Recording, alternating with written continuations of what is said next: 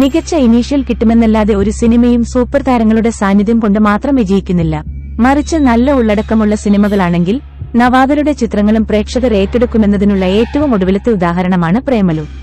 പ്രേമലുവിന് ശേഷം സൂപ്പർ സ്റ്റാറുകളൊന്നുമില്ലാതെ എത്തുന്ന മഞ്ഞുമ്മൽ ബോയ്സും പ്രീ ബുക്കിംഗിൽ മികച്ച പ്രതികരണം നേടിയിരിക്കുകയാണ്. ജാനമനിന്റെ സംവിധായകൻ ചിദംബരമാണ് മഞ്ഞുമ്മൽ ബോയ്സ് ഒരുക്കുന്നത്. സമീപകാലത്ത് ഏറ്റവും കുറവ് പ്രൊമോഷണൽ മെറ്റീരിയലുകളിലൂടെ വമ്പൻ പ്രീ റിലീസ് ഹൈപ്പ് നേടിയ ചിത്രത്തിൽ സൌബിൻ ഷാഹിർ, ശ്രീനാഥ് ബാസി, ബാലു വർഗീസ്, ഗണപതി ലാൽ ജൂനിയർ, ചന്തു സലിംകുമാർ, അഭിറാം രാധാകൃഷ്ണൻ, ദീപക് പറമ്പോൾ, ഖാലിദ് റഹ്മാൻ, അരുൺ കുര്യൻ, വിഷ്ണു രഘു തുടങ്ങിയവർ പ്രധാന കഥാപാത്രങ്ങളെ അവതരിപ്പിക്കുന്നു. കൊടൈക്കനാലിലെ ഗുണ കേവ്സ് പശ്ചാത്തലമാക്കി ഒരു യഥാർത്ഥ സംഭവത്തെ ആസ്പദമാക്കി ഒരുക്കുന്ന സർവൈവൽ ത്രില്ലറാണ് മഞ്ഞുമ്മൽ ബോയ്സ്.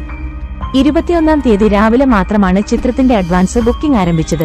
എന്നിട്ടും ആദ്യ ഷോ ആരംഭിക്കുന്നതിന് മുൻപ് അഡ്വാൻസ് റിസർവേഷനിലൂടെ മാത്രം ഓപ്പണിംഗ് കളക്ഷനിലേക്ക് ചിത്രം നേടിയ തുക എല്ലാവരെയും അമ്പരപ്പിച്ചിരിക്കുകയാണ്.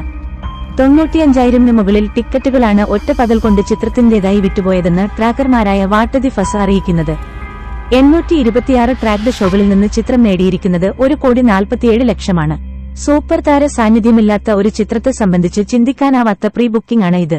മമ്മൂട്ടിയുടെ ഭ്രമയുഗം കഴിഞ്ഞാൽ ഈ വർഷത്തെ മലയാളം റിലീസുകളിൽ ഏറ്റവും മികച്ച രണ്ടാമത്തെ ബുക്കിംഗാണ് മഞ്ഞുമ്മൽ ബോയ്സ് സ്വന്തമാക്കിയിരിക്കുന്നത്.